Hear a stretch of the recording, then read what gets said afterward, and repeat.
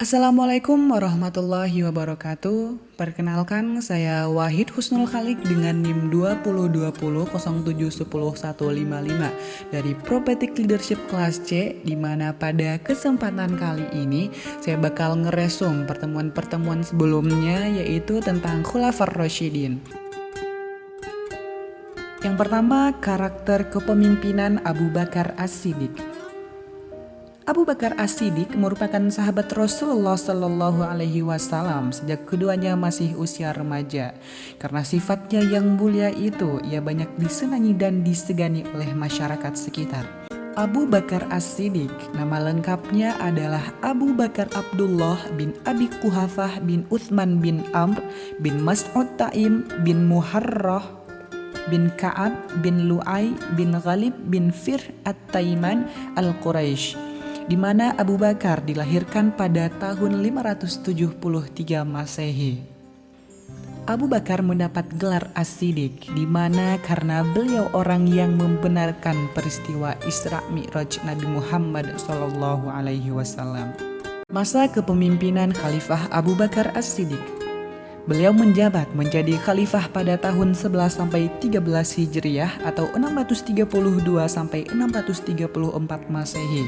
Perlawanan hebat dari kaum Ansor maupun kaum Ali bin Abi Thalib dan serta pengikutnya, yaitu kelompok Syiah, mereka berpendapat bahwa Ali lah yang lebih berhak menduduki jabatan khalifah. Alasan mereka bahwa Ali adalah kemenakan sekaligus mantu Rasulullah Shallallahu Alaihi Wasallam. Di mana pada menjabat sebagai khalifah pertama ada beberapa tantangan pemerintahan Abu Bakar. Yang pertama yaitu Perang Riddah. Gerakan Riddah atau gerakan belot agama bermula menjelang Nabi Muhammad jatuh sakit. Ketika tersiar berita kemangkatan Nabi Muhammad, Abu Bakar sebagai seorang khalifah tidak mendiamkan kejadian itu terus berlanjut.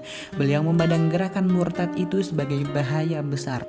Selain itu, prestasi pada pemerintahan Abu Bakar sebagai khalifah pertama yaitu pengumpulan ayat-ayat Al-Quran dan usulan dari Umar bin Khattab yang didukung oleh sahabat-sahabat lain, dan sistem politik yang dijalankan Abu Bakar pada masa pemerintahannya, yaitu pemerintahan berdasarkan musyawarah. Kedua, amanat Baitul Mal atau amanat Allah dan masyarakat kaum muslimin. Dan yang ketiga, kekuasaan undang-undang. Untuk mengenali Abu Bakar As-Siddiq lebih jauh, Abu Bakar As-Siddiq memiliki ciri khas yang khusus. Yang pertama, ilmu pengetahuan tentang nasab, perniagaan, familiar, menarik dan bersahabat, tidak pernah meminum minuman keras atau khamar, tidak menyembah berhala. Dan berikut keteladanan dari kepemimpinan Abu Bakar As-Siddiq. Yang pertama, berani. Yang kedua, kejujuran dan sikap amanah. Yang ketiga, kuat, pendirian dan tegas. Yang keempat, sabar dan rendah hati. Dan yang kelima, faqih. Selanjutnya ada karakter kepemimpinan Umar bin Khattab. Umar bin Khattab lahir di Mekah pada tahun 584 Masehi. Ayahnya bernama Khattab bin Nufail al-Sim al-Quraisy dan ibunya Hattamah bin Hashim. Umar dikenal sebagai seorang pemberani. Orang-orang menjulukinya dengan si singa padang pasir, dan Umar juga merupakan orang yang cerdas dan cepat berpikir sehingga dijuluki Abu Faiz. Sebelum memeluk Islam, Umar bin Khattab merupakan orang yang selalu memerangi umat Islam. Akan tetapi, setelah masuk Islam, Umar menjadi salah satu barisan terdepan dalam membela Islam. Keteladanan Umar bin Khattab. Keteladanan yang dapat kita ambil dari perjuangan dakwah yang dilakukan oleh Umar bin Khattab adalah sebagai berikut. Yang pertama, sosok yang pemberani dan tegas. Yang kedua, selalu berperilaku hidup sederhana. Yang ketiga, menyayangi fakir miskin dan orang-orang yang membutuhkan. Yang keempat, memiliki nasihat dan wasiat yang bermanfaat bagi umat muslim. Dan yang kelima, memiliki kecerdasan dalam menentukan politik negara dan cara memajukan agama Islam.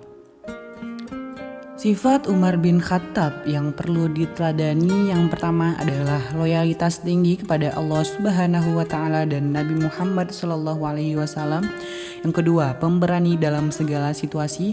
Yang ketiga, selalu bersikap adil. Yang keempat, hidup dalam kesederhanaan. Dan yang kelima, bertanggung jawab. Kebijakan Umar bin Khattab pada masa pemerintahannya. Yang pertama adalah kebijakan dalam bidang pendidikan dan pengajaran, pembangunan masjid, kesehatan masyarakat, pembagian wilayah administratif, dan kebijakan pemisahan antara eksekutif dan yudikatif, ahlul halli wal aqdi, kebijakan permusyawaratan terbuka, pembangunan pusat pembendaharaan negara, dan yang terakhir kebijakan pembangunan infrastruktur. Gaya kepemimpinan Umar bin Khattab. Yang pertama, musyawarah. Dalam bermusyawarah, Umar radhiyallahu anhu tidak pernah memposisikan dirinya sebagai penguasa. Ia meletakkan dirinya sebagai manusia yang sama kedudukannya dengan anggota musyawarah lainnya. Yang kedua, APBN untuk rakyat. Semua kekayaan negara dipergunakan untuk melayani rakyat. Yang ketiga, menjunjung tinggi kebebasan dalam satu muhasabahnya. Yang keempat, siap mendengar kritik. Dan yang kelima, terjun langsung dalam mengatasi masalah rakyatnya. Selanjutnya ada karakteristik kepemimpinan Utsman bin Affan. Utsman adalah seorang yang paling dermawan, lapang dada, sangat senang berkorban kepada keluarga yang dekat dan jauh, sehingga perilakunya dijadikan pedoman oleh generasi seangkatannya.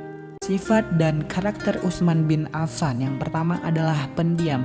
Utsman bin Affan dikenal sebagai sahabat yang meriwayatkan hadis paling sedikit. Padahal Utsman bin Affan sendiri adalah sahabat bahkan menantu Nabi yang menikahi dua putri Nabi Muhammad SAW, yakni Ruqayyah dan Ummu Kalsum. Dan itulah kenapa Utsman dijuluki sebagai Dzun Nurain, yaitu laki yang memiliki dua cahaya. Dari sifat pendiam inilah mengantarkan beliau menghindari dialog yang mengundang perdebatan panjang ataupun berbicara pada hal yang hanya mengandung kesia-siaan. Yang kedua, Utsman bin Affan memiliki karakter yang pemalu. Utsman bin Affan dikenal sebagai sosok lelaki yang pemalu, sampai-sampai malaikat pun segan terhadap dirinya. Disebutkan dalam riwayat lainnya, karena sifat pemalunya Utsman bin Affan, beliau tidak pernah membaca ayat yang pendek dalam tahajud. Ketika ditanya, mengapa engkau membaca ayat yang begitu panjang sekali ya Utsman? Beliau pun menjawab, saya malu memberikan sedikit kepada Allah. Selanjutnya, Utsman bin Affan memiliki tutur kata yang indah. Abdurrahman bin Khatib pernah mengatakan, aku tidak pernah mendengar seorang sahabat Nabi SAW yang lebih indah bahasanya dan lebih baik tutur katanya melebihi Utsman bin Affan. Utsman bin Affan sangat menjaga lisannya dari sesuatu yang berbahaya.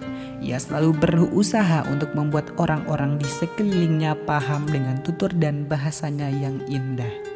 Selanjutnya, Utsman bin Affan memiliki sifat yang dermawan, di mana kekayaan yang dimiliki oleh Utsman sebagian besarnya diinfakkan kepada fakir miskin dan diinfakkan untuk kepentingan umat dan untuk berjihad di jalan Allah Subhanahu wa Ta'ala.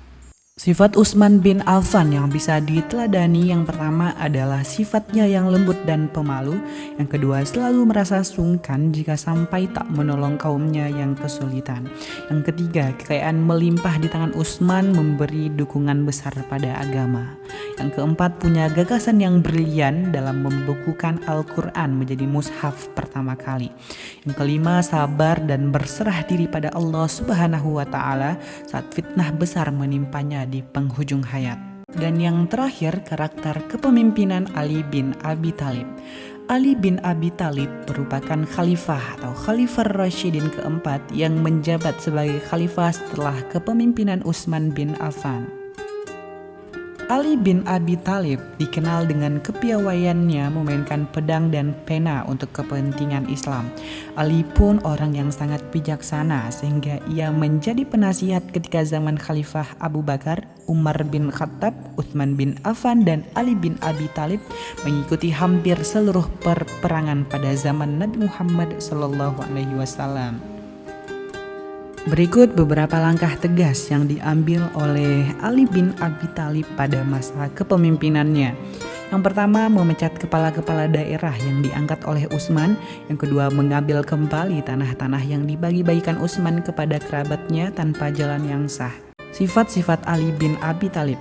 Yang pertama, pemberani, rela berkorban, dapat dipercaya, memiliki pengetahuan yang tinggi, dan yang terakhir, sederhana. Pada masa kepemimpinannya, beberapa kebijakan dan prestasi Ali bin Abi Thalib yang pertama, memberhentikan sebagian besar gubernur yang diangkat pendahulunya. Yang kedua, menghadapi para pemberontak. Yang ketiga, pengembangan ilmu pengetahuan. Dan adapun prestasi-prestasi yang beliau dapatkan diantaranya yaitu melengkapi tanda baca pada huruf hijaiyah sehingga tidak terjadi kesalahan pada pembacaan Al-Quran dan hadis. Yang kedua, memperbaiki keuangan negara yang mana pada waktu pemerintahan Utsman bin Affan terjadi pemberian fasilitas negara pada beberapa kerabatnya. Yang ketiga, mengganti orang-orang yang kurang bagus di pemerintahan. Berikut adalah faktor-faktor yang mempengaruhi kepemimpinan Ali bin Abi Thalib. Yang pertama, kecerdasan. Yang kedua, kematangan dan keluasaan sosial.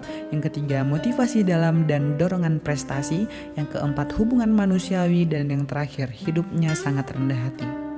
Sekian resume saya pada kesempatan kali ini. Mohon maaf atas segala kekurangan.